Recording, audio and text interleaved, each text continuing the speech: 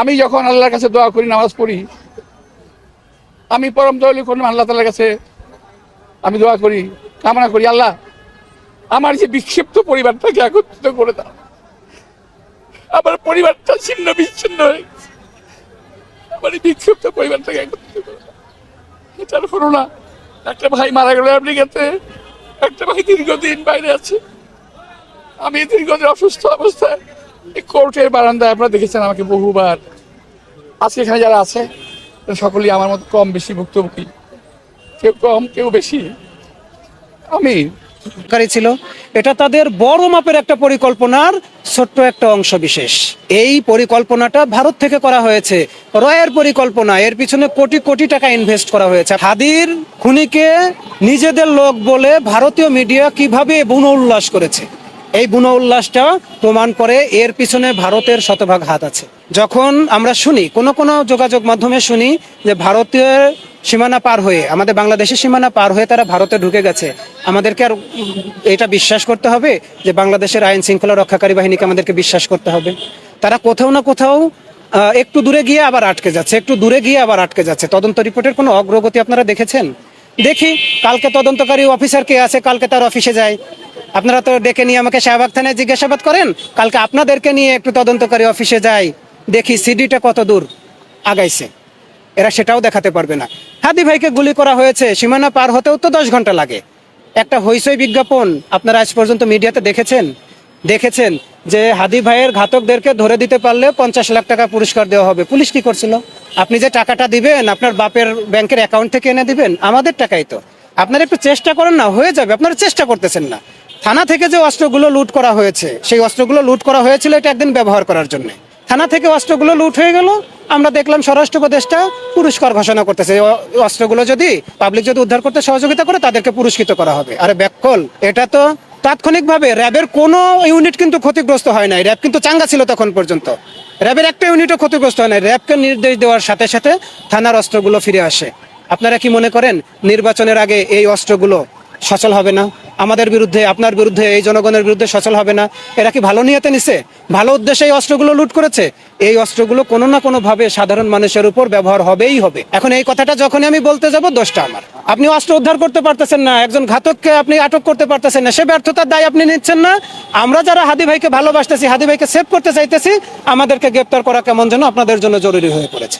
এই সরকার সর্বোচ্চ বেশি পরকীয়া করেছে যখন বলেছে যে আওয়ামী লীগের যারা ফেয়ার ফেস আছে, যারা দুর্নীতির সাথে জড়িত না, তাদেরকে নির্বাচনে স্বতন্ত্রভাবে অংশগ্রহণ করতে পারবে। এই সরকারের সর্বোচ্চ নিকৃষ্ট পরকীয়া এটা। মন থেকেই আওয়ামী লীগকে কখনো মানুষ মনে করি না। শেখ হাসিনাকে আমি কখনোই মনে করি না যে সুস্থ মাথার একজন মানুষ ছিল। আমি তাকে একেবারে রং হেডেড মনে করি। আমাদের সরকারের কেন যেন মনে হয়েছে আওয়ামী লীগও মানুষ। এই অমানুষগুলোকে, এই বিষধর সাপগুলোকে সবাই কোনো না কোনো ভাবে কাছে টেনেছে। এমন মানুষও কাছে টেনেছে যে যারা কিন্তু ওঝা না। বিএনপির একজনকে ঘরের ভিতর দিয়ে আগুন ধরিয়ে দেওয়া হয়েছে। কারা করেছে? আওয়ামী লীগের লোকজন করেছে। আপনাদেরকে এখনো সতর্ক করে দেই, আওয়ামী লীগ কখনোই মানুষ না। এটা যদি বিশ্বাস না হয় আপনারা নির্বাচনের আগেই দেখতে পারবেন।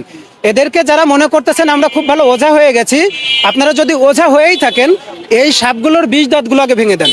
বিষ দাঁতগুলো ভেঙে দিয়ে তারপরে আপনারা পোষেন।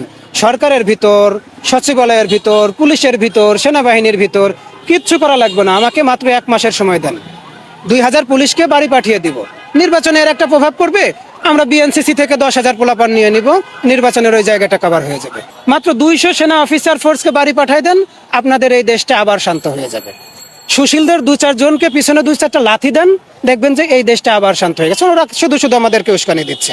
কোন অফিস পুড়ছে, কোন জায়গায় একটু হামলা হয়েছে সেটা মব হয়ে যাচ্ছে, আর উল্টো হাদি ভাইয়ের যে মৃত্যু হয়েছে, হাদি ভাই যে শহীদ হয়েছে সেটা নিয়ে তাদের মাথা ব্যথা, একতরফা হয়ে যাচ্ছে।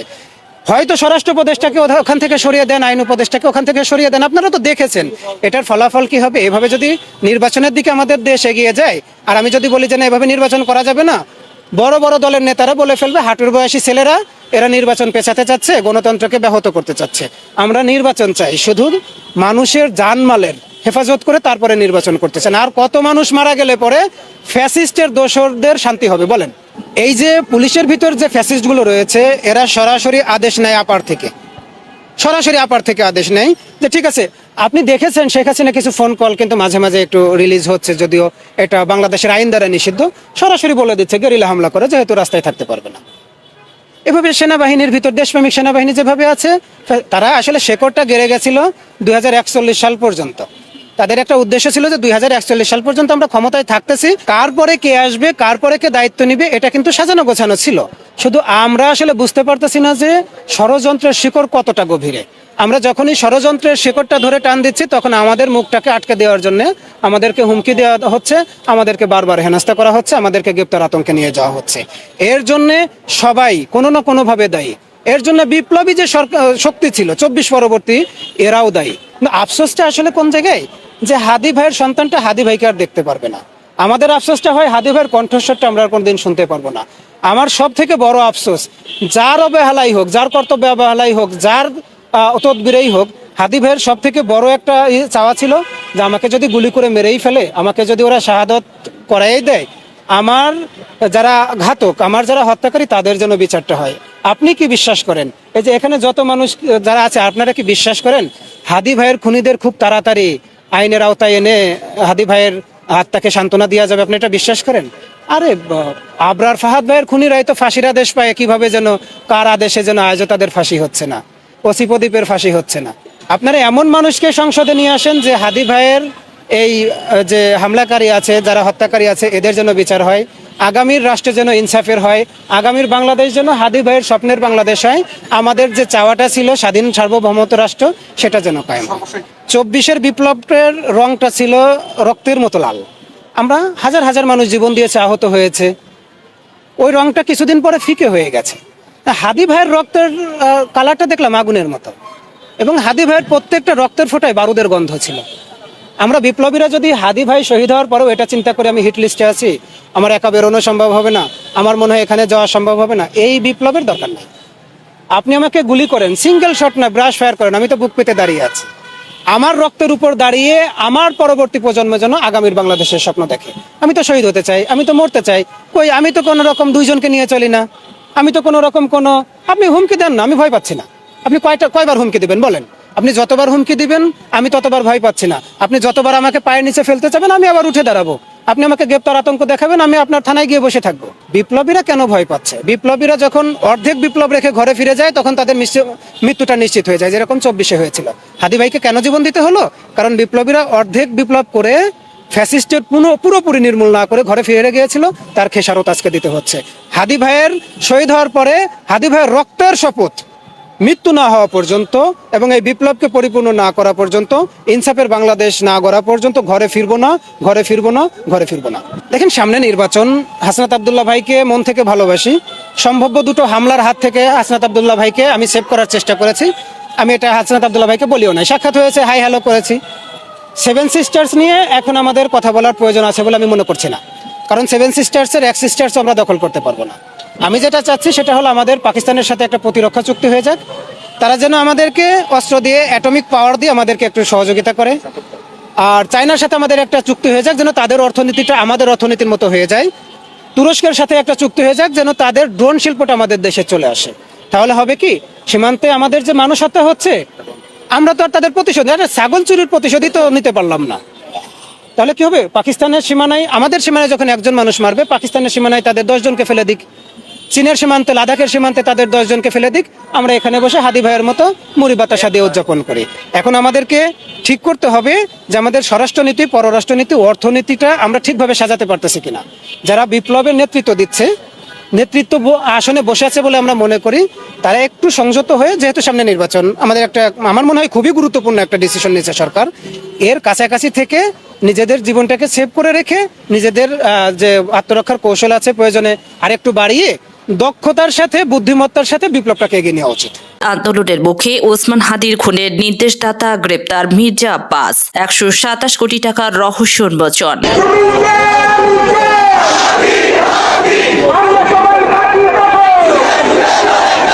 জানাবো তারেক রহমানকে বুড়ো আঙুল দেখিয়ে বিএনপি থেকে পদত্যাগ করে স্বতন্ত্র নির্বাচনের ঘোষণা রুমিন ফারহানার। এতক্ষণ শুনছিলেন সংবাদ শিরোনাম, এখন থাকছে বিস্তারিত। গুঞ্জনটা শুরু থেকে ছিল, অবশেষে ওসমান হাদির পেছনে মির্জা আব্বাসের নামটা জড়িয়ে গেল। ঢাকা ব্যাংকে ওসমান হাদির অস্বাভাবিক লেনদেনের খবর সামনে আসার বিষয়টি নিয়ে চলছে চুলচেরা বিশ্লেষণ। এই ঢাকা ব্যাংকের মালিকানা মির্জা আব্বাসের, সেই ব্যাংকেই শুটার ফয়সালের অ্যাকাউন্টে 127 কোটি টাকার লেনদেন হয়েছে। গুরুত্বপূর্ণ এই তথ্য জানিয়েছেন অ্যাক্টিভিস্ট মির্জাহান। মির্জা আব্বাসের বিরুদ্ধে শুরুর দিকে অনেকের সন্দেহের তীর ছিল, কারণ মির্জা আব্বাস ঢাকা 8 আসনে হাদির সবচেয়ে বড় প্রতিপক্ষ ছিলেন। কিন্তু হাদির খুনিরা ভারত পালিয়ে গেছে এমন গুজব ছড়িয়ে ঘটনা উল্টে দিয়ে প্রভাবিত করার চেষ্টা করেছে বলে বলা হচ্ছে। এর পেছনে বিএনপিপন্থী সাংবাদিক জুলকারনাইন স্যারের সম্পৃক্ততা সামনে আসছে। মূলত স্যারই হাদির খুনি ভারত পালিয়েছে বলে তথ্য দিয়েছিল, কিন্তু পরে জানা গেছে ভারত পালানোর কোনো সুনির্দিষ্ট তথ্য নেই। মূলত সেই ঘটনার মাধ্যমে মির্জা আব্বাসের থেকে সন্দেহের তীর সরিয়ে দেওয়া হয়। ঘটনা ঘটার সাথে সাথে এই ওয়াকারের পথ বালক আসল অপরাধীকে আড়াল করার জন্য কইল কি ভারত থেকে আসছে নাকি 80 জন শুটার বানোয়াট গল্প প্রচার করলো। কিন্তু ডিসেন্টের অনুসন্ধানে আসল অপরাধী বের হয়ে আসলো, আদাবরের লীগের সন্ত্রাসী যে জেলে ছিল, তারা জামিন করেছে বিএনপির নেতা। তারপরে কি হলো, ঘটনার ঠিক পরের দিন সে অপরাধীর অবস্থান সম্পর্কে ভুয়া ডাহা মিথ্যার তথ্য ছড়ায় যে অপরাধীরা 12 ডিসেম্বর শুক্রবার সন্ধ্যায় ভারতের গুয়াহাটি পৌঁছে গেছে। এছাড়া ঘাতক ফয়সালের বাবা মা আদালতে তাদের স্বীকারোক্তিতে বলছে ঘাতক সেই শুক্রবার রাতে ঢাকার আগারগাঁওয়ে তার বোনের বাসায় ছিল। অর্থাৎ ঘাতকেরা যখন ঢাকায় তাদের বোনের বাসায়, সেই সময় ওয়াকারের পথ বালক গুজব রটাইতেছে যে তারা ভারতে চলে গেছে। চিন্তা করেন, তাদের সন্ধান করে লাভ নাই, মানে বুঝিছেন।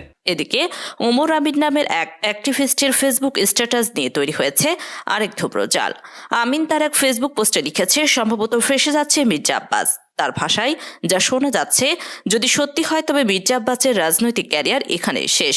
হাদির খুনি সম্ভবত দেশে আছে। আওয়ামী লীগের কাঁধে ভর করে নিজের পথের কাঁটা দ্রুত সরাতে গিয়ে সম্ভবত ফেসে যাচ্ছে বিএনপি নেতা মির্জা আব্বাস। মির্জা আব্বাসই বা কেন প্রথমে হাসপাতালে গেল? হাদি খুন হতে না হতেই তারেক জিয়া দেশে ফেরার সংবাদ জানানো হলো কেন? আবার ওসমান হাদি জানা যায় অনুপস্থিত মির্জা আব্বাস। ওসমান হাদি ছিল মির্জা আব্বাসেরই প্রধান প্রতিদ্বন্দ্বী ঢাকা 8 আসন নিয়ে।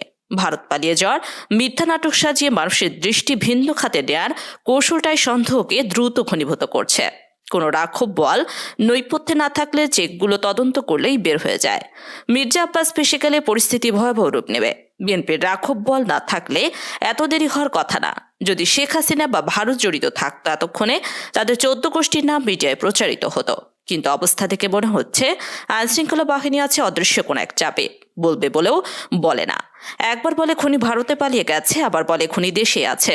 ইরাকে ইনকিলাব মঞ্চের আহ্বায়ক শরীফ ওসমান হাদি হত্যাকাণ্ডের ঘটনায় মূল অভিযুক্ত ফয়সাল করিম মাসুদ ও তার স্বার্থ সংশ্লিষ্টদের ব্যাংক হিসেবে 127 কোটি টাকার বেশি অস্বাভাবিক লেনদেনের তথ্য পায় সিআইডি। 26 ডিসেম্বর এক বিজ্ঞপ্তিতে বিষয়টি জানিয়েছেন সিআইডির অতিরিক্ত বিশেষ পুলিশ সুপার আবু তালেব। বিভিন্ন আইন শৃঙ্খলা রক্ষাকারী বাহিনী ও গোয়েন্দা সংস্থা থেকে প্রাপ্ত তথ্য পর্যালোচনা ও বিশ্লেষণ করে প্রাথমিকভাবে সিআইডি এই অস্বাভাবিক লেনদেনের তথ্য পায়। এর প্রেক্ষিতে ইতিমধ্যে মানি লন্ডারিং প্রতিরোধ আইন 2012 অনুযায়ী ফয়সাল সহ তার স্বার্থ সংশ্লিষ্ট ব্যক্তিদের অর্থ পাচার সংক্রান্ত অনুসন্ধান কার্যক্রম শুরু করেছে সিআইডি। বিজ্ঞপ্তিতে সিআইডি জানায়, গত 12 ডিসেম্বর দুপুরে ঢাকার পুরানা পল্টনে বক্স কালভার্ট রোডে ওসমান হাদির মাথায় গুলিবিদ্ধ হওয়ার খবর পরপর সিআইডি এই ঘটনার নানা দিক নিয়ে ছায়া তদন্ত শুরু করে।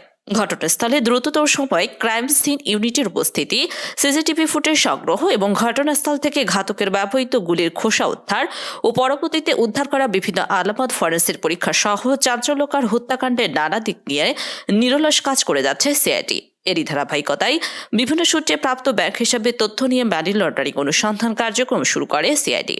এতে আরো বলা হয়, ওসমান হাদি হত্যাকাণ্ডের মূল অভিযুক্ত ফয়সাল করিম মাসুদ ওরফে দাউদ খান ওরফে রাহুল এখনো গ্রেপ্তার না হলেও মামলায় আলামত গোপন ও অভিযুক্তকে পালাতে সহায়তা আজবে তার পরিবারের সদস্য সহ একাধিক সহযোগীকে গ্রেপ্তার করেছে আইন শৃঙ্খলা রক্ষাকারী বাহিনী। গ্রেপ্তার অভিযানের সময় প্রাপ্ত বিভিন্ন ব্যাংকের চেক বইয়ের তথ্য সিআইডি গুরুত্ব নিয়ে পর্যালোচনা ও বিশ্লেষণ শুরু করে। এতে দেখা যায়, অভিযুক্ত ও তার স্বার্থ সংশ্লিষ্ট ব্যক্তি ও প্রতিষ্ঠানে বেশ কয়েকটি চেক বইয়ের বিভিন্ন পরিমাণ অর্থের কথা উল্লেখ রয়েছে। চূড়ান্ত লেনদেন সম্পূর্ণ না হওয়া পর্যন্ত এসব রেকর্ডটির সমষ্টিগত মূল্য প্রায় 218 কোটি টাকা।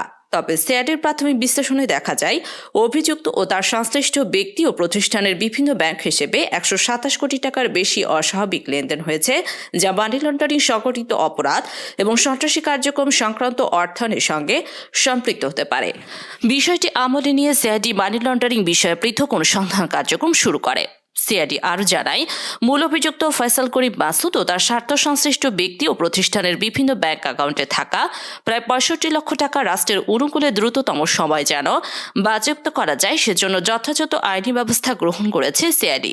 পাশাপাশি এসব অর্থের মূল সরবরাহকারী ব্যক্তি বা প্রতিষ্ঠানে চিহ্নিত করতে সিআইডি অনুসন্ধান অব্যাহত রয়েছে। এছাড়া হত্যাকাণ্ডের পেছনে পরিকল্পনা, অর্থায়ন ও অস্ত্র সরবরাহে কোনো সংগঠিত ও শক্তিশালী নেটওয়ার্ক সক্রিয় ছিল কিনা সে বিষয়েও সিআইডির একাধিক টিম কাজ করছে। একই সঙ্গে অন্যান্য সংস্থার পাশাপাশি মূল হোতা ফয়সালকে গ্রেপ্তার এবং পুরো অপরাধ চক্র উন্মোচনে সিআইডি তদন্ত ও অভিযান অব্যাহত রয়েছে। প্রাথমিকভাবে ফয়সাল ভারতে পালিয়ে গেছে বলে প্রচার হলেও সিআইডি তেমন কিছু নিশ্চিত করতে পারেনি। সর্বশেষ ঢাকা ব্যাংকে অস্বাভাবিক লেনদেনে মির্জা আব্বাস কি ফেঁসে যাবেন? হাদি খুন করলে যদি কেউ সবচেয়ে বেশি লাভবান হয় সেটি মির্জা আব্বাস, কারণ তরুণ প্রার্থী হিসেবে ওসমান হাদির জনপ্রিয়তা আব্বাসের ক্যাম্পেইনে ভয় দড়িয়েছিল। ঢাকা আসনে অন্যতম গুরুত্বপূর্ণ একটি আসন, ভোট বিভাজন এই আসনেরই মূল গল্প। ওসমান হাদির দ্রুত উত্থান একটি স্বতন্ত্র সামাজিক প্রভাব সৃষ্টি করেছিল। তিনি তরুণ ভোটারদের একটি বড় অংশকে টেনে নিতে শুরু করছিলেন, বিশেষ করে যারা বড় দলগুলোর বারবার মুখ দেখতে দেখতে ক্লান্ত হয়ে গিয়েছিল বা পরিবর্তনের খোঁজে আছেন। তরুণ ভোটারদের জনপ্রিয়তা সাধারণত দুইভাবে ক্ষতি করে। একদিকে নতুন প্রার্থীকে সুবিধা দেয়, অন্যদিকে পুরনো প্রার্থীকে বিভক্ত ভোটের ঝুঁকিতে ফেলে। মির্জা আব্বাসের জন্য এই ঝুঁকি খুবই বাস্তব, কারণ তিনি বহু বছর ধরে এই আসনের রাজনীতিতে সক্রিয় হলেও তার ভাবমূর্তি নিয়ে বিতর্ক খেকেছে এবং একদল ভোটার তার প্রতি আস্থা হারানো বা দূরত্ব বোধ করা প্রকাশ করেছে। ফলে ওসমান হাদির উপস্থিতি মির্জা আব্বাসের ভোট ব্যাংককে দুই ভাগে ভাগ করতে পারতেন। একদল প্রতিষ্ঠিত বিএনপি সমর্থক আর একদল নতুন প্রজন্ম, যারা হাদির কর্মসূচি, ব্যক্তিগত আচরণ, নরম ভাষা ও স্বচ্ছ ইমেজে নিজেদের প্রতিনিধিত্ব দেখতে পারছিলেন। অর্থাৎ হাদি মাঠে থাকলে আব্বাস এককভাবে পুরো বিরোধী ভোট পাবেন না, কিন্তু যদি হাদি মাঠে না থাকে সেই পুরো ভোট ব্লক সরাসরি আব্বাসের দিকে চলে আসার সম্ভাবনা বেড়ে যায়। এই ভোট বিভাজন না থাকাটাই তার প্রথম ও সবচেয়ে বড় লাভ। হাদির কারণে আব্বাসের ইমেজ সংকটে পড়তে পারে। রাজনৈতিক বাস্তবতা হলো, যেসব প্রার্থীর বিরুদ্ধে অতীতে বিতর্ক, রাজনৈতিক সংঘর্ষ, নেতৃত্বের আচরণ বা দলীয় বিরোধ নিয়ে অভিযোগ থাকে, তারা যখন নতুন কোনো প্রজন্মের জনপ্রিয় ব্যক্তির মুখোমুখি হন তখন পুরনো ইমেজের বোঝা বেশি চোখে পড়ে। প্রতিদ্বন্দ্বী যখন শক্তিশালী হয়, নিজের দুর্বল দিকগুলো তত বেশি উন্মুখ হয়। ওসমান হাদির মতো একজন তরুণ ও জনপ্রিয় অর্জনকারী প্রার্থী মাঠে থাকলে আব্বাসের পূর্ববর্তী বিতর্কগুলো আবার নতুন করে আলোচনা আসে, যা নির্বাচনী প্রচারণায় বড় সমস্যা তৈরি করে। কিন্তু যদি হাদির প্রতিদ্বন্দ্বিতায় না থাকেন, তাহলে আব্বাসের সেই ইমেজ সংকট তুলনামূলকভাবে কমে আসে। তখন তিনি নিজের অতীতের জায়গাগুলো রক্ষা করার বদলে সরাসরি গতিশীল দলের বিরুদ্ধে প্রচারণা চালাতে পারবেন, ভোটারদের দৃষ্টি সরিয়ে নিতে পারবেন বিরোধী রাজনীতির ওপর এবং নিজের ভুলগুলো কম চোখে পড়ে যাবে। একটি প্রতিদ্বন্দ্বীর উপস্থিতি কেবল ভোট নয়, বরং প্রচারণার চাপও কমিয়ে দেয়। ভোট নিয়ে এইসব হিসাব নিকাশ হাদিকে সরিয়ে দেওয়ার পেছনে গুরুত্বপূর্ণ ভূমিকা রাখতে পারে বলে মনে করা হচ্ছে, যেখানে মির্জা আব্বাসের নামটা আড়ালে চলে গেলেও তিনি সন্দেহের বাইরে নন। ঢাকা ৮ আসনে সংসদ সদস্য পদে প্রার্থী হতে ইচ্ছুক শহীদ শরীফ ওসমান হাদির ছোট বোন মাসুমা হাদি। এ বিষয়ে তার পরিবারের সম্মতি পাওয়া গেছে, তবে এ বিষয়ে চূড়ান্ত সিদ্ধান্ত নেবে ইনকিলাব মঞ্চ। পরিবারের পক্ষ থেকে বলা হয়েছে, জনগণের ভালোবাসা, প্রত্যাশাকে তারা সম্মানের সঙ্গে দেখছেন, তবে রাজনৈতিকভাবে কি সিদ্ধান্ত হবে তা নির্ভর করবে সংগঠনের উপর। শুক্রবার ২৬ ডিসেম্বর রাতে গণমাধ্যমকে বিষয়টি নিশ্চিত করেন মাসুমা হাদির স্বামী আমির হোসেন। এদিকে শহীদ শরীফ ওসমান হাদির ছোট বোন মাসুমা হাদিকে আসন্ন জাতীয় সংসদ নির্বাচনে সংসদ সদস্য প্রার্থী হিসেবে দেখতে চান হাদির নিজ জেলা ঝালকাঠির সাধারণ জনগণ। এই দাবিতে গত কয়েকদিন ধরে জেলা আন্দোলন, মানববন্ধন সহ বিভিন্ন কর্মসূচি পালন করে আসছেন তারা। আন্দোলনকারীদের দাবি, জনগণের প্রত্যাশা ও ত্যাগের প্রতীক শহীদ শরীফ ওসমান হাদির আদর্শকে সামনে রেখে ঢাকা ৮ আসনে মাসুমা হাদিকে প্রার্থী হিসেবে নির্বাচনে অংশগ্রহণ করানো হোক। তাদের মতে, মাসুমা হাদি সাধারণ মানুষের কাছে গ্রহণযোগ্য, জনগণের কণ্ঠস্বর হিসেবে সংসদে ভূমিকা রাখার যোগ্য ব্যক্তি। প্রার্থিতা ফিরে পাওয়ার আপিল শেষ, কাল থেকে নিষ্পত্তি। সীমানা জটিলতায় পাবনার 2টি আসন নিয়ে আদালতের আদেশ বিষয়ে সিদ্ধান্ত নেবে ইসি।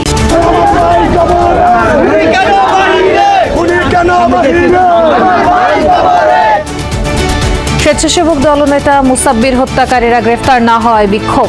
একের পর এক বিএনপি নেতাকর্মী খুনে মির্জা ফখরুলের উদ্বেগ। আমাদের দলের অনেক কয়েকজন নেতাকে হত্যা করা হয়েছে, খুন করা হয়েছে। আমরা এটা তীব্র নিন্দা জানিয়েছি, ক্ষোভ জানিয়েছি। স্বীকার করলেও কলকাতাতে আছে হাদি হত্যার পরিকল্পনাকারী বাপ্পি। আওয়ামী লীগের কয়েকজন নেতার সাথে আত্মগোপনে এই যুবলীগ নেতা। ধর্মঘট প্রত্যাহারের পরও সংকট কাটেনি সিলিন্ডার গ্যাসের। ডিস্ট্রিবিউটরদের কারসাজিতে দাম প্রায় দ্বিগুণ, লাইনের গ্যাসও নেই অনেক জায়গায়। তামিমকে নিয়ে কটূক্তি করায় বিসিবি পরিচালক নাজমুলকে ক্ষমা চাইতে বলল ক্রিকেটারদের সংগঠন কোয়াব। আইপিএল ইস্যুতে মুস্তাফিজকে সহায়তা করতে চায় তারা।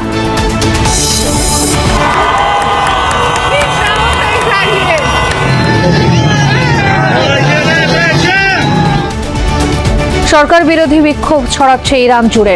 12 দিনে 45 জনের প্রাণহানি। নমরুদের মতো পতন হবে ট্রাম্পের, হুমকি খামেনির।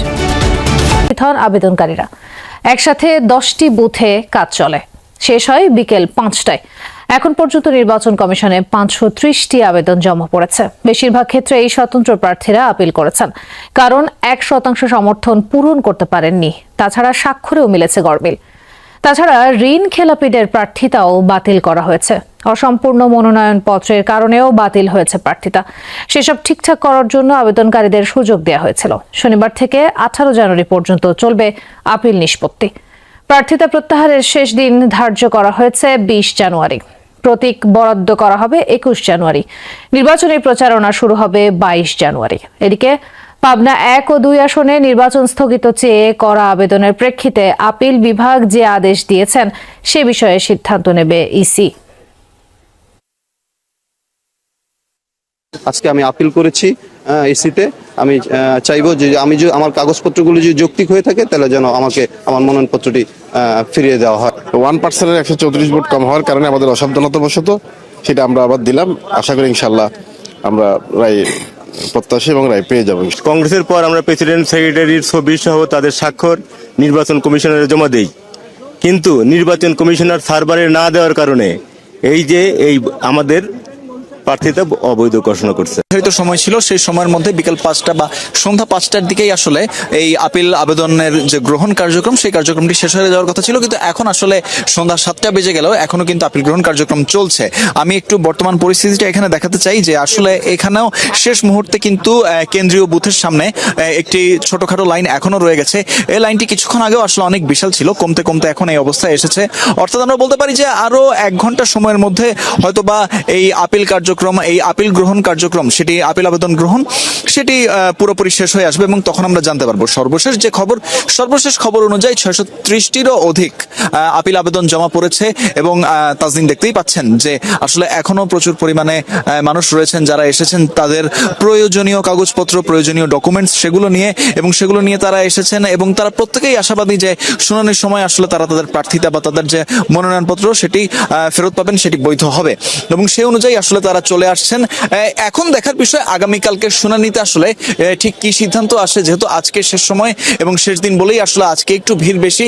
তবে 7 জানুয়ারি রাত 8:12 সিসি ক্যামেরার এই ফুটেজে দেখা যায় তেস্তুরি বাজার এলাকার আহসানুল্লাহ গলিতে ছদ্মবেশে ওত পেতেছিল সন্ত্রাসীরা। সুযোগ পেয়েই গুলি ছুড়ে স্বেচ্ছাসেবক দলের নেতা মোসাব্বিরকে। এরপর 2 আততায়ী এভাবেই গলি ধরে পালিয়ে যায় কারওয়ান বাজারের দিকে। ঘটনার 2 দিন পেরিয়ে গেলেও কারা কেন হত্যা করলো মোসাব্বিরকে মেলেনি সেই প্রশ্নের উত্তর। এখন পর্যন্ত সিসি ক্যামেরার ফুটেজে 2 জন আততায়ীকে শনাক্ত করা গেলেও নাম পরিচয় মেলেনি। নতুন সিসি ফুটেজ দেখে চলছে চুলচেরা বিশ্লেষণ। গতকালকে আরো বেশ কিছু ফুটেজ পেয়েছি যেগুলোতে মোটামুটি ভালোভাবে বোঝা যায় যে সাসপেক্টের ফেসটা ভালোভাবে বোঝা যায়।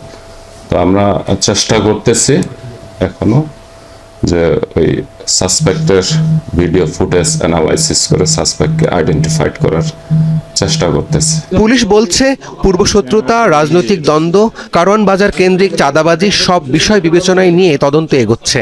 হত্যাকারীদের ধরতে পুলিশ, র্যাবের পাশাপাশি গোয়েন্দাদের একাধিক টিম সক্রিয়। চতুর্দিকে একেবারে 360 ডিগ্রি অ্যাঙ্গেলে আমরা এটা ইনভেস্টিগেট করতেছি যে মোটিভটা কি বাট এখনো কোন দিক দিয়ে এটা কি কারণে এটা হত্যাকাণ্ডটি সংঘটিত হয়েছে এটা আমরা ডিসক্লোজ করি নাই এখনো। তাছাড়া মোসাব্বিরকে গুলি ছোড়ার পর তার মোবাইলটিও নিয়ে গেছে খুনিরা। পুলিশের দাবি এই বিষয়টিও খতিয়ে দেখা হচ্ছে। এদিকে বাদ জুমা মোসাব্বির হত্যার প্রতিবাদে বিক্ষোভ হয়েছে রাজধানীতে। বসুন্ধরা সিটির পেছন থেকে শুরু হওয়া বিক্ষোভ মিছিলটি ফার্মগেট হয়ে তেজগাঁও থানার সামনে যায়। সেখানে থানা ঘেরাও করেন স্বেচ্ছাসেবক দলের নেতাকর্মীরা। দ্রুত খুনিরা গ্রেফতার না হলে আরো কঠোর আন্দোলনের হুঁশিয়ারিও দেন তারা। বিভিন্ন রাজনৈতিক ব্যক্তিবর্গ মুসাব্বির ভাই বিষয়ে তাচ্ছিল্য কথা বলেছে। এভাবে খুন হচ্ছে কেন দিনের পর দিন? হাদি গেছে, কয় হাদিকে তারা মারবে? আমরা বিচার চাই, বিচার চাই। পরে পুলিশের আশ্বাসে থানার সামনে অবস্থান কর্মসূচি তুলে নেন বিক্ষোভরতরা। আমাদেরকে একটু সময় দেন, আমি আপনাদের কাছে বিনীত অনুরোধ করছি। আশা করি খুনিকে আমরা শীঘ্রই আইনের আওতায় আনতে পারবো। রাব্বি সিদ্দিকী, যমুনা নিউজ, ঢাকা। তারা পালিয়ে যায়।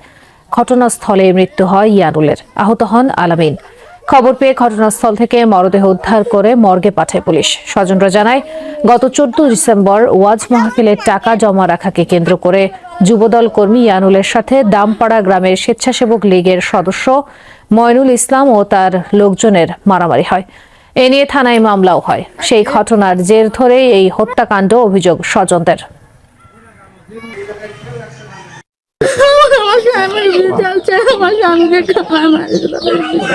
বস্তুবার মতন তো আমার অক্তর বল নাইবা, বস্তুবার মতন তো আমার জনগণ নাইবা। আমি একলাই আমি কিচ্ছু করতে চাই না, আল্লাহ যেন ওর বিচার করে। সূক্ষ্ম বিচারটাই জানা প্রশাসন বা বিচারক জানা করে দেয়, বা এটাই আমার কাছে আমার একটা দাবি। ঠাকুরগাঁওয়ে নিজ নির্বাচনী এলাকায় সাংবাদিকদের মুখোমুখি হন বিএনপি মহাসচিব মির্জা ফখরুল ইসলাম আলমগীর। আমি সেক্রেটারি জেনারেল বিএনপি, আমার কাছে কোনো ওয়েস্ট নেই বলে। সেখানে তিনি বলেন, বিএনপি নেতাকর্মী সহ যে হারে রাজনৈতিক নেতাদের হত্যা করা হচ্ছে তা আশঙ্কাজনক। আইন শৃঙ্খলা রক্ষায় সরকারের ভূমিকা নিয়ে অসন্তুষ্টি প্রকাশ করেন মির্জা ফখরুল। যে হারে রাজনৈতিক নেতৃবৃন্দকে খুন করা হচ্ছে, বিশেষ করে আমাদের দলের অনেক কয়েকজন নেতাকে হত্যা করা হয়েছে, খুন করা হয়েছে, আমরা এটা তীব্র নিন্দা জানিয়েছি, ক্ষোভ জানিয়েছি। কিন্তু সরকারের তরফ থেকে সেই ধরনের যে একটা ইফেক্টিভ ব্যবস্থা সেটা কিন্তু গ্রহণ করা হয়। এই ঘটনাগুলো যেন পুনরাবৃত্তি না ঘটে ইলেকশনের সময়, সেই ব্যাপারে তারা আরো সক্রিয় ভূমিকা পালন করবেন। যকসু নির্বাচনের ফলাফল প্রসঙ্গে বিএনপি মহাসচিব বলেন, বিশ্ববিদ্যালয়ের ছাত্র সংসদ নির্বাচন জাতীয় নির্বাচনে প্রভাব ফেলবে না। একই দিনে গণভোট এবং আপনার জাতীয় সংসদ নির্বাচন চেয়েছিলাম, সেভাবেই হয়েছে। এবং এই সংসদের আপনার যে সংস্কারগুলো নিয়ে গণভোট হচ্ছে, সেই সংস্কারগুলো তো আমারই আপনার বহু আগে আপনার 2016 সালে এবং 2023 সালে 31 দফার মাধ্যমে আমরা সেটা জাতির সামনে প্রস্তাব তুলে ধরেছিলাম। সুতরাং সংস্কার তো আমাদের মজ্জাগত, সংস্কারকে চলমান প্রক্রিয়া, সেখানে সংস্কার থাকবে, সেখানে না বলার তো কোনো কারণ আছে বলে আমার কাছে মনে হয় না। বাদজুমার রাজধানীর জিয়া উদ্যানে বিএনপি চেয়ারপারসন বেগম খালেদা জিয়ার জীবন ও কর্ম নিয়ে আলোকচিত্র প্রদর্শনীর আয়োজন করে Bogura media and cultural society. উদ্বোধন করে নজরুল ইসলাম খান বলেন, নির্বাচন বাধাগ্রস্ত করতে একটি পক্ষ সক্রিয়। দৈনন্দিন আইন শৃঙ্খলা পরিস্থিতি রক্ষার দায়িত্ব তো সরকারের, তারা যেন অত্যন্ত সক্রিয় হয় এবং কৌশলী হয়। মনে রাখতে হবে আর কি, যে যারা নির্বাচনটা এই সময় হোক চায় না, কিংবা যারা নির্বাচনের মাধ্যমে দেশে গণতন্ত্র উত্তরণ ঘটুক এটা চায় না, কিংবা যারা বাংলাদেশেরই একটা স্থিতিশীলতার বিপক্ষে, তারা তো সবাই চেষ্টা করবেই তারা আর কি, যে নানান রকমের ঘটনা ঘটিয়ে একটা অস্থিতিশীল অবস্থা সৃষ্টি করা। দলীয় সিদ্ধান্তের প্রতি শ্রদ্ধাশীল থেকে বিদ্রোহী প্রার্থীরা সরে দাঁড়াবেন বলেও আশা করেন বিএনপির নির্বাচন পরিচালনা কমিটির চেয়ারম্যান নজরুল ইসলাম খান। আমরা আশা করছি যে তারা প্রত্যাহার করবেন, অনেকেই অলরেডি প্রত্যাহার করার কথা জানিয়েছেন আমাদেরকে। সাইফুদ্দিন রবিন, যমুনা নিউজ, ঢাকা। ভারপ্রাপ্ত চেয়ারম্যান রাত 9:30টায় স্থায়ী কমিটির বৈঠকটি ডেকেছেন, যদিও এখনো পর্যন্ত সেভাবে স্থায়ী কমিটির মেম্বাররা খুব একটা এখনো আসেননি। ইতিমধ্যে আমরা দেখছি বিকেলের পর থেকেই মূলত বিএনপির ভারপ্রাপ্ত চেয়ারম্যান তারেক রহমানের সাথে বেশ কয়েকটি দেশের রাষ্ট্রদূতদের বৈঠক হয়েছে। আমি যদি বলি এখানকার যে পরিস্থিতি, এই মুহূর্তে গুলশান বিএনপির কার্যালয়ে এই উপস্থিত রয়েছেন অস্ট্রেলিয়ান হাই কমিশনার, যিনি কিছুক্ষণ আগেই প্রবেশ করেছিলেন বিএনপি অফিসে। সেখানে মূলত তারেক রহমানের সাথে তিনি বৈঠক করার কথা রয়েছে, সৌজন্য সাক্ষাৎ। সেখানে হয়তো দু দেশের স্বার্থ সংশ্লিষ্ট বিষয় নিয়ে হয়তো আলাপ আলোচনা করবেন তারাই। এছাড়াও সম্পর্ক উন্নয়নে কিংবা বিএনপি আগামী নির্বাচন ভাবনা নিয়েও হয়তো সেসব বিষয়ে আলোচনা হতে পারে। এর আগে অস্ট্রেলিয়ার রাষ্ট্রদূত বিএনপির গুলশানে কার্যালয়ে এসেছেন, তার আগে বৈঠক করেছেন বা সৌজন্য সাক্ষাৎ করেছেন পাকিস্তানের হাই কমিশনার। ইনকিলাব মঞ্চের নেতা শরীফ ওসমান হাদিকে গুলি করা হয় গেল বছরের 12 ডিসেম্বর। সপ্তাহখানেক মৃত্যুর সাথে পাঞ্জা লড়ে 18 তারিখ মারা যান তিনি। হত্যায় প্রায় মাস হতে চললেও ধরাছোঁয়ার বাইরে মূল অভিযুক্তরা। 17 জনকে অভিযুক্ত করে ডিবি এরই মধ্যে চার্জশিট দিয়েছে। সেখানে হত্যার পরিকল্পনাকারী হিসেবে উঠে আসে মিরপুরের সাবেক ওয়ার্ড কাউন্সিলর তাইজুলের নাম। তিনি ঢাকা মহানগর উত্তর যুবলীগের সাংগঠনিক সম্পাদকও। বাংলাদেশ পুলিশের দাবি, হাদি হত্যার মূল পরিকল্পনাকারীরা লুকিয়ে আছেন কলকাতাতেই। তবে কলকাতা পুলিশের দাবি, এমন কোনো তথ্য নেই তাদের কাছে।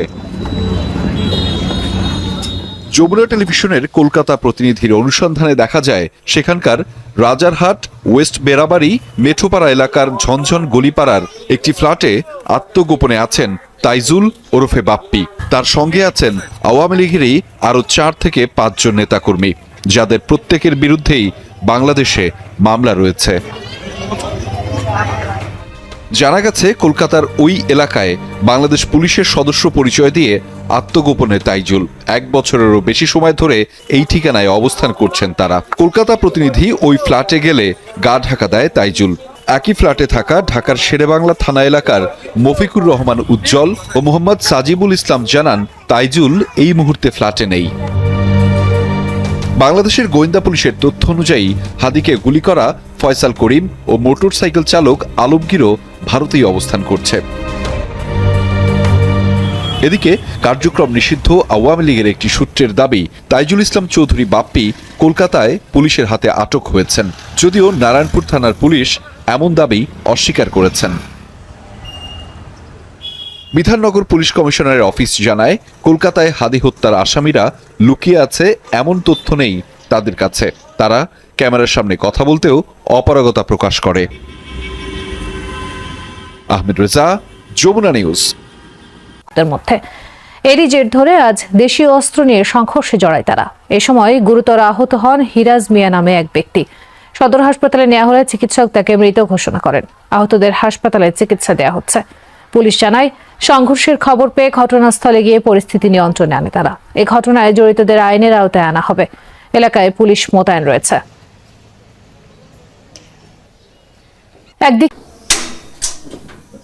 বেশ কয়েকদিন ধরে রাজধানী সহ সারা দেশে গ্যাসের সংকট।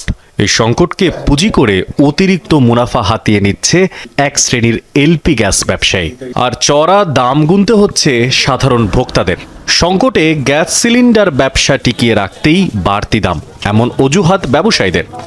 এখানে এটাও যদি পূর্ব ঘোষিত কোনো পরিকল্পনা ছাড়া বা পূর্ব কোনো ঘোষণা ছাড়া এভাবে গ্যাস সংকট সৃষ্টি করে আমাদের সাধারণ জনজীবনে আসলে বিপর্যস্ত। শুনতে আছি, এখন আনিনি, আমার গ্যাসে এখন যায়নি, 2-1 দিন আরো যাবো, তারপর আনতে হবে।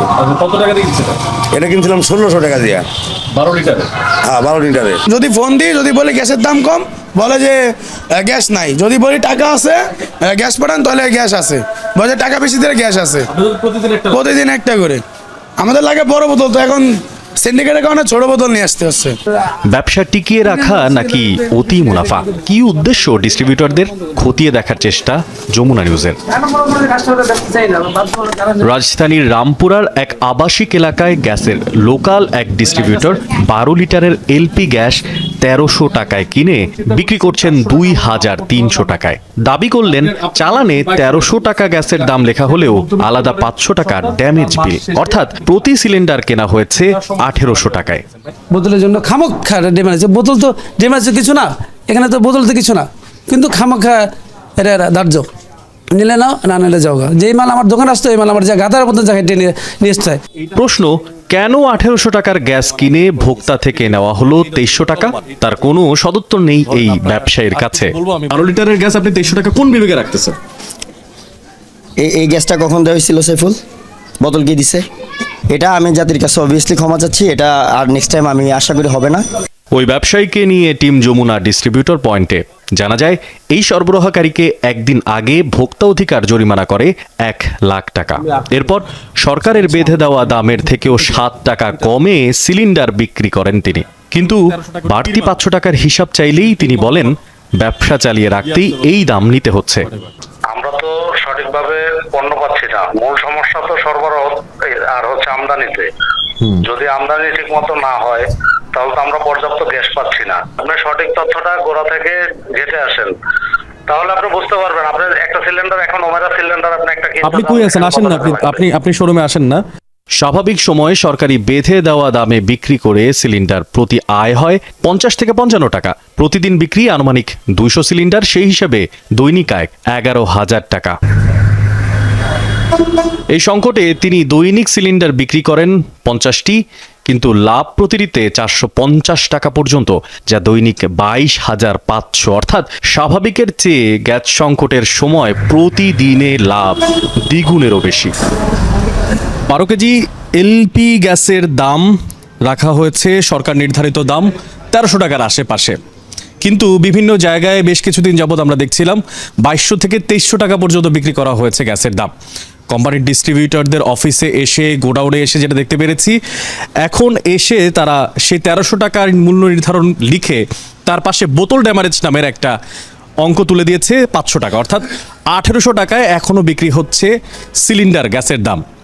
তদারকি করার যারা দায়িত্ব তারাও এসে বিভ্রান্তির শিকার হচ্ছেন এই বোতল ড্যামারেজের অঙ্ক দেখে, যেটি একদমই প্রতারক চক্রের একটা প্রতারণা। এদিকে রাজধানীর বিভিন্ন এলাকায় লাইনের গ্যাস সংকটও চরমে। কয়েকদিন ধরেই মোটেই গ্যাস সরবরাহ নেই এমন জায়গাও আছে। সারাদিন থাকেই না, 12টা-1টা পর্যন্ত একদম থাকে না, এরপর একটু সামান্য বাড়ে, ওইটাতে কোনো রকম রান্না বান্না হয়। সকালবেলা অফিসে যাইতে কষ্ট হয়ে যায়, রাইতে ভাগ করতে পারে না, কষ্ট হয়ে যায়। তবে দীর্ঘদিন যাবত সমস্যাটা ইদানিং একটু বেশি বাড়তেছে।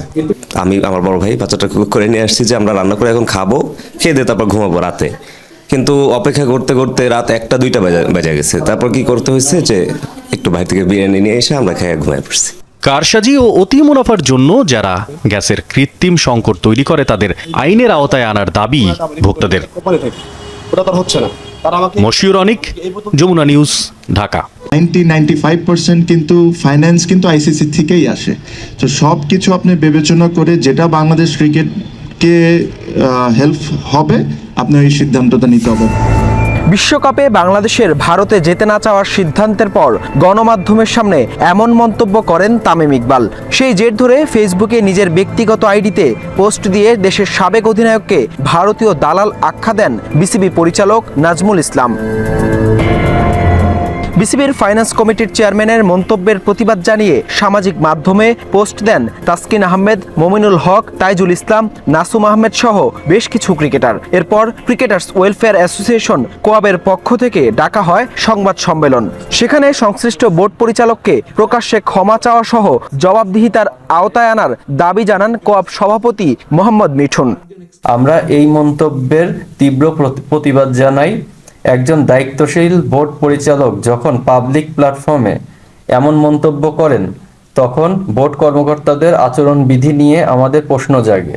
বিসিবি সভাপতির কাছে এরই মধ্যে আমরা প্রতিবাদ লিপি পাঠিয়েছি এবং সংশ্লিষ্ট বোর্ড পরিচালকের প্রকাশ্যে ক্ষমা চাওয়া সহ তাকে জবাবদিহিতার আওতায় আনার দাবি জানিয়েছি। আশা করি যত দ্রুত সম্ভব উপযুক্ত ব্যবস্থা নেবেন বিসিবি সভাপতি। প্রসঙ্গক্রমে মিঠুন জানান, নিরাপত্তা আগে, তবে বিশ্বকাপে অবশ্যই বাংলাদেশের খেলা উচিত। আলোচনা করার দায়িত্ব ক্রিকেট বোর্ডের। আমরা প্রথমে চাই যে প্লেয়ারদের সেফটি অ্যান্ড সিকিউরিটি ইনশিওর করতে, এবং এই দায়িত্বটা সম্পূর্ণ ক্রিকেট বোর্ডের। যে অবশ্যই বাংলাদেশ টিম কোথায়, আমি চাই বাংলাদেশ টিম ওয়ার্ল্ড কাপ খেলুক। ওয়ার্ল্ড কাপ কেন খেলবে না? কারণ ক্রিকেটার ভাই এত বড় একটা ইভেন্ট কেন মিস করবে বাংলাদেশ ক্রিকেট প্লেয়াররা? তো এটা নেগোশিয়েট করার দায়িত্ব কিন্তু ক্রিকেট বোর্ডের। এদিকে মোস্তাফিজ ইস্যুতেও সরব ছিল ক্রিকেটারদের সংগঠনটি। সভাপতির ভাষ্য, পদক্ষেপ নিতে চাইলেও কাটার মাস্টারের চাওয়াতেই থেমে যায় কোয়াব। মোস্তাফিজ এই জিনিসটা নিয়ে, কারণ এটা দেখেন সম্পূর্ণ ব্যক্তিগত ডিসিশন। যখন ও বলেছে ভাই এখন আপাতত থাক, যদি আমার প্রয়োজন হয় আমি জানাবো। আমরা সেই জন্যে আমরা এই জিনিসটা নিয়ে আর ফার্দার মুভ করি নাই। হাসান আল মারুফ, যমুনা স্পোর্টস, সিলেট। প্রাথমিক ইলেকট্রনিক ডিভাইস পাওয়া যায়। একই অভিযোগে দিনাজপুরের বিভিন্ন পরীক্ষা কেন্দ্র থেকে 18 জন আটক হয়েছে। জেলা শহরের 11টি কেন্দ্র থেকে এদের আটক করা হয়। নিয়োগ পরীক্ষায় জালিয়াতির প্রমাণ মেলায় কুড়িগ্রামে আটক হয়েছে 11 জন। নাগেশ্বরী উপজেলার শহরের একটি পরীক্ষা কেন্দ্রের পাশের বাসা থেকে তাদের আটক করে পুলিশ। নওগাঁয় আটক হয়েছে 9 জন। এছাড়া ঠাকুরগাঁও ও ভোলায় 2 জন করে আটক হয়েছে। ছুটির দিনে কেউ ফিরছিলেন বাড়ি, কেউ বা বের হয়েছিলেন ঘুরতে যাওয়ার উদ্দেশ্যে। কে জানতো এ যাত্রা রূপ নেবে বিভীষিকায়। ঢাকা থেকে যাত্রী নিয়ে ফেনীর উদ্দেশ্যে যাত্রা শুরু করে সিডিএম পরিবহনের একটি বাস। কিছু দূর যেতেই স্ট্যান্ড ছাড়াই যাত্রী উঠায় বাসটি। বেশ কিছুক্ষণ দাঁড়িয়ে থাকায় যাত্রীদের মধ্যে দেখা দেয় ক্ষোভ। তরকাদেরকে হয়েছে কি এই জায়গায় খারাইছিল এক জায়গায়, ঠিক আছে, হারাইছে তো স্টুডেন্ট আছিল কিছু পরীক্ষা দিবে তারা পরীক্ষা দিব মতন এরা রাগারাগি করতে ভাই এত নাই যে এক জায়গায় দাঁড়া করে রাখছেন তো আমাকে দেরি হয়ে যাইতেছে। ঠিক আছে, আমি তরকারি করার পরে হ্যাঁ গাড়িটা অনেক স্পিডে টান দিছে। টান দেওয়ার পরে দুইটা বাউলি মারছে। দুইটা বাউলি মারার পরে গাড়ি মনে হয় 3 বাউলির মারতে ডাইরেক্ট খুললি মানে গতি উঠাইছিল, অনেক গতি উঠাইছিল। এ সময় যাত্রীদের সাথে তর্কে জড়ায় বাসের সুপারভাইজার। এক পর্যায়ে চালকও জড়িয়ে পড়েন তর্কে। বিলম্ব কভার করতে এক পর্যায়ে দ্রুতগতিতে বাস চালায় চালক। কুমিল্লার দাউদকান্দিতে ঢাকা চট্টগ্রাম মহাসড়কের বানে এলাকায় পৌঁছালে বাসটি নিয়ন্ত্রণ হারিয়ে ফেলে। সড়কের পাশে দাঁড়িয়ে থাকা সিএনজি চালিত অটোরিকশাকে ধাক্কা দিয়ে উল্টে যায় বাসটি। নিচে চাপা পড়ে একটি মোটরসাইকেল। গাড়ির ড্রাইভার হেল্পার সব বলছে যে এরকম ঝামেলা গাড়ির গেটটা লাগায় একটু সব বেড়ে চালাম। পরে তো গাড়ির যাত্রী ছিল অনেকে, এরা তো অনেক খেপে গেছে যে আমরা এই গাড়িতে যাবো না, নেমে যাবো। পরে তো গাড়ি টান দিয়ে আয়া পড়ছে। 4টা আমরা একজন মহিলা এবং একজন পুরুষ। একজনকে আমরা যে মোটরসাইকেলে যাত্রী হিসেবে আমরা মনে করছি, কারণ ওই মোটরসাইকেলের ওইখানে মোটরসাইকেল চাপা পড়ে ঘটনাস্থলেই প্রাণ হারান মোটরসাইকেলের 2 আরোহী। উল্টে যাওয়ার পর বাসটিতে আগুন ধরে যায়। এতে দগ্ধ হয়ে প্রাণ হারান এক শিশু ও এক নারী যাত্রী। আহত 26 জনকে উদ্ধার করে নেওয়া হয় উপজেলা স্বাস্থ্য কমপ্লেক্সে। এদের মধ্যে গুরুতর আহত 9 এবং দগ্ধ 3 জনকে ঢাকায় রেফার করা হয়। 26 জনের মতো রোগী আসছে। এর মধ্যে 14 জনকে আমরা প্রাইমারি চিকিৎসা দিয়ে দিয়েছি, তারা বাড়িতে চিকিৎসা নিতে। আর 12 জন ছিল যাদেরকে আমরা রেফার করেছি গুরুতর আহত। তাদের মধ্যে অনেকে ঢাকা মেডিকেল কলেজ অথবা কুমিল্লা মেডিকেল কলেজে গিয়েছে। খবর পেয়ে ঘটনাস্থলে গিয়ে আগুন নিয়ন্ত্রণে আনে ফায়ার সার্ভিস। দুর্ঘটনা কবলিত যানবাহনগুলো জব্দ করা হয়েছে। ঘটনাস্থলে পৌঁছায় এবং যাত্রীদেরকে উদ্ধার করে আমাদের এখানে মাত্র 4 জনের মৃতদেহ আমাদের এখানে আছে, তার ভিতরে একজন শনাক্ত করা হয়েছে। দুর্ঘটনার পর কিছু সময়ের জন্য সড়কে যান চলাচল ব্যাহত হয়। রাহিম সারোয়ার, যমুনা নিউজ। শেষ সপ্তাহে বেড়েছে শীতের দাপট। উত্তরে হাওয়ায় বিপর্যস্ত জনজীবন। ভোর থেকেই ঘন কুয়াশার চাদরে ঢাকা শহর, বন্দর, গ্রাম। বেলা বৃদ্ধির সাথে কোথাও কোথাও সূর্য উঁকি দিলেও উত্তাপ মিলছে না। আজ দেশের সর্বনিম্ন তাপমাত্রা রেকর্ড করা হয়েছে পঞ্চগড়ের তেঁতুলিয়ায় 6.8 ডিগ্রি সেলসিয়াস। এছাড়া নরসিংদী, যশোর, চুয়াডাঙ্গা, কুষ্টিয়া সহ রংপুর ও রাজশাহী বিভাগের ওপর দিয়ে বইছে শৈত্যপ্রবাহ। আবহাওয়া অফিস বলছে জানুয়ারি মাস জুড়ে থাকবে শীতের তীব্রতা। জরুরি প্রয়োজন ছাড়া ঘর থেকে বের হচ্ছেন না অনেকেই। সবচেয়ে বেশি বিপাকে খেটে খাওয়া মানুষ। পরিবার আর জীবিকার তাগিদে বাধ্য হয়েই নামছেন কাজের সন্ধানে। বরাবরের তুলনায় আর কি এবার প্রচন্ড শীত পড়ছে আর কি, সাধারণ মানুষের জন্য আর কি বেশি সমস্যা হইতেছে। আমরা দিনমজুর কাজ করি, এমনকি ঘর থেকে বাইরে কাজকর্ম করা আমাদের খুব অসুবিধা হইতেছে। এই শীতের কারণে, তীব্র শীতের কারণে কৃষক, শ্রমিক, সাধারণ মানুষ যারা মানে কর্ম করে খায়, তাদের বের হওয়া, তাদের কাজে যোগদান করা খুবই কঠিন হয়ে দাঁড়িয়েছে। গরম কাপড়ের অভাবে কষ্টে দিন কাটছে দরিদ্র ও ছিন্নমূল মানুষের। সরকারি বেসরকারি উদ্যোগে শীতবস্ত্র বিতরণ করা হলেও তা অপ্রতুল। চলতি মৌসুমে ব্যাহত হচ্ছে বোরোর আবাদ। দিনের বেশিরভাগ সময়ে সূর্য না থাকায় নষ্ট হচ্ছে ধানের চারা। এতে আবাদ ও ফলন নিয়ে দুশ্চিন্তায় চাষিরা। এই শীতের সময় কাজ করতে গেলে হয়তো অনেক সময় হাতে পায়ে বাত উঠে যায়, অনেক সময় ঠান্ডা হয়ে যায়, আমরা কাজ করতে পারি না। এই যে মুখে দেখো না ঘা হয়ে যায়। শীত উপেক্ষা লাগাতে হচ্ছে, কারণ জমির ফলন কমে যায় যদি আমরা দেরি করে লাগাই। এদিকে শীতের সাথে পাল্লা দিয়ে বাড়ছে ঠান্ডাজনিত রোগ। শিশু ও বয়স্কদের মধ্যে সর্দি, কাশি, নিউমোনিয়া ও জ্বরের প্রকোপ বেড়েছে। চিকিৎসকদের পরামর্শ গরম কাপড় পরিধানের। শামস তাবরিদ উচ্ছ্বাস, যমুনা নিউজ। 2 সপ্তাহ ধরে চলা সরকার বিরোধী আন্দোলনে রণক্ষেত্রে পরিণত হয়েছে ইরান। স্পেশাল ফোর্স আর প্যারামিলিটারি মোতায়েন করেও ঠেকানো যাচ্ছে না বিক্ষোভ। মানবাধিকার সংস্থাগুলো বলছে বিক্ষোভ ছড়িয়েছে ইরানের সবগুলো প্রদেশে। ইসলামী প্রজাতন্ত্রের বিরুদ্ধে উত্তাল রাজধানী তেহরান সহ মাশহাদ ও ইস্পাহানের মতো প্রধান শহরগুলোর রাজপথ। দেশ জুড়ে এখনও বিচ্ছিন্ন ইন্টারনেট সংযোগ। ভাঙচুর ও অগ্নিসংযোগ করা হচ্ছে সরকারি ভবনের পাশাপাশি মসজিদ, দোকানপাট ও যানবাহনেও। ফার্স প্রদেশের পাশাপাশি কেরমান ও কাশান শহরে ভেঙে গুড়িয়ে ফেলা হয়েছে জেনারেল কাসেম সোলাইমানির ভাস্কর্য। আন্দোলনকারীদের ওপর নির্যাতন, সহিংসতা চালানোয় ইরানি প্রশাসনকে কঠোর বার্তা দেন মার্কিন প্রেসিডেন্ট। আন্দোলনকারীদের প্রতি সংহতি জানান নির্বাসিত যুবরাজ রেজা পাহেলভি। অনেক মানুষ বিক্ষোভ করছে, এমন ঘটনা কেউ কখনো দেখেনি। তারা সম্পূর্ণ নিরস্ত্র ও দেশকে ভালোবাসে। তারা কিছু একটা ঘটাতে চায়। ইরানকে সতর্ক করেছে, তারা যদি বিক্ষোভকারীদের সাথে খারাপ কিছু করে তাহলে খুব কঠোরভাবে আঘাত করবে যুক্তরাষ্ট্র। জনস্রোতকে আরো বিশাল করে তুলুন। পরিস্থিতি যতই জটিল হোক, রাজপথ ছেড়ে যাবেন না। নিশ্চিত থাকুন, বিজয় আপনাদেরই হবে। এদিকে অগ্নিগর্ভ ইরানে জাতির উদ্দেশ্যে ভাষণ দেন দেশটির সর্বোচ্চ ধর্মীয় নেতা। চলমান অস্থিতিশীলতার জন্য যুক্তরাষ্ট্রকে দায়ী করেন আয়াতুল্লাহ আলী খামেনি। নমরুদের মতোই ট্রাম্পের পরিণতি হবে বলে হুঙ্কার দেন তিনি। ট্রাম্পের জেনে রাখা উচিত যে ফেরাউন, নমরুদ, রেজা শাহ, পৃথিবীর অত্যাচারী শাসকরা তাদের অহংকারের জন্য ধ্বংস হয়ে গিয়েছে। ঠিক একইভাবে পতন হবে তারও। লাখ লাখ মানুষের রক্তের বিনিময়ে এই ইসলামী প্রজাতন্ত্র ক্ষমতায় এসেছে। কোনো নাশকতার মুখে নতি স্বীকার করব না আমরা। ডিসেম্বরের শেষ দিকে দ্রব্যমূল্যের ঊর্ধ্বগতি ও মুদ্রাস্ফীতির জেরে বিক্ষোভ শুরু হয় ইরানে। নিরাপত্তা বাহিনী দমনের চেষ্টা করলে ক্রমেই তা ছড়িয়ে পড়ে দেশ জুড়ে, রূপ নেয় সরকার বিরোধী আন্দোলনে। সাবরিনা নুসরাত, যমুনা নিউজ। শুক্রবার সকালে কেন্দ্রীয় স্বরাষ্ট্রমন্ত্রী অমিত শাহর বাড়ির সামনে অবস্থান কর্মসূচিতে বসেন তৃণমূল কংগ্রেসের এমপিরা। মহুয়া মৈত্র, ডেরেক ওব্রায়ান, শতাব্দী রায় সহ বেশ কয়েকজন এমপি হাজির হন কর্মসূচিতে। এক পর্যায়ে তাদের বাধা দেয় নিরাপত্তা বাহিনীর সদস্যরা। ধস্তাধস্তির এক পর্যায়ে তৃণমূল নেতাদের আটক করে নিয়ে যায় পুলিশ।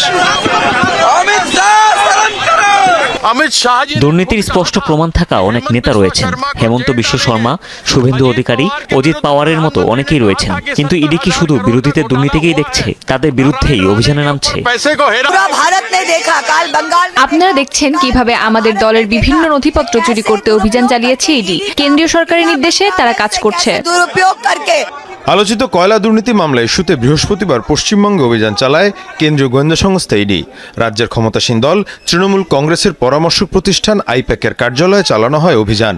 এ সময় ঘটনাস্থলে পৌঁছান মুখ্যমন্ত্রী মমতা ব্যানার্জি নিজেই, জানান কঠোর প্রতিবাদ।